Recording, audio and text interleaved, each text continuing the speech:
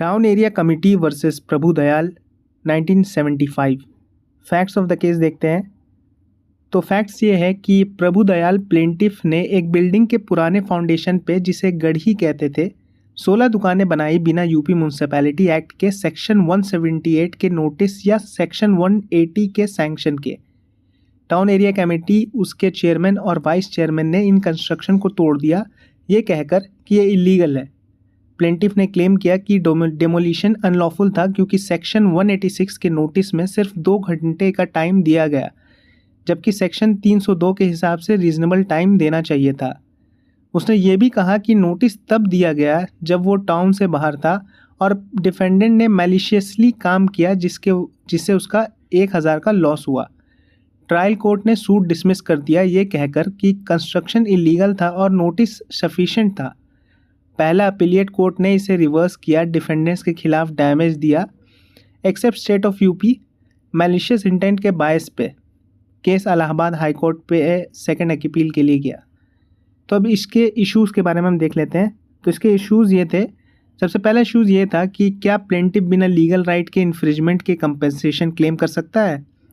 दूसरा इशू ये था कि क्या कोई लीगल एक्ट मैलिशियस इंटेंट से टॉर्ट में एक्शनेबल हो सकता है। तीसरा ये था कि क्या डेमोलिशन यूपी म्यूनसिपैलिटी एक्ट के अंडर लॉफुल था जब नोटिस पीरियड इनएडिक्वेट था। चौथा ये था क्वेश्चन कि क्या प्लेंटिफ के सेक्शन 178 और 180 का कंप्लाई ना करना उसके कॉम्पनसेशन क्लेम को नेगेट करता है। तो चलिए अब जजमेंट देख लेते हैं, जजमेंट क्या दिया।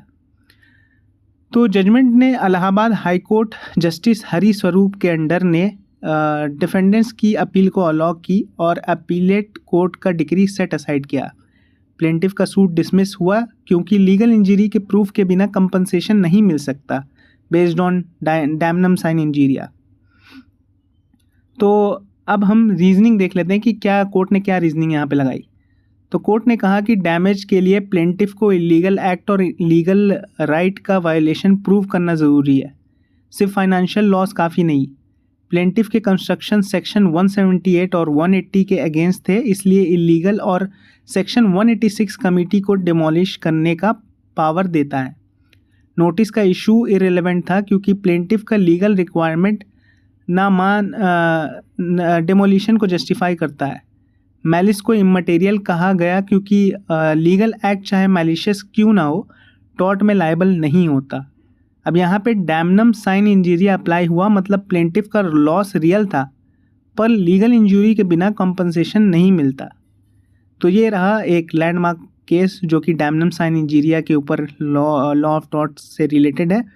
और बाकी जितने भी केस लॉ है उसकी मैं धीरे धीरे जो है केस सारे जो है वो लेते आ रहा हूँ। तो इसके वजह से आप क्या कर सकते हैं, आप सब्सक्राइब कर सकते हैं और अगर वीडियो अच्छी लगी हो लाइक करिए। मिलते हैं नेक्स्ट वीडियो में, बाय।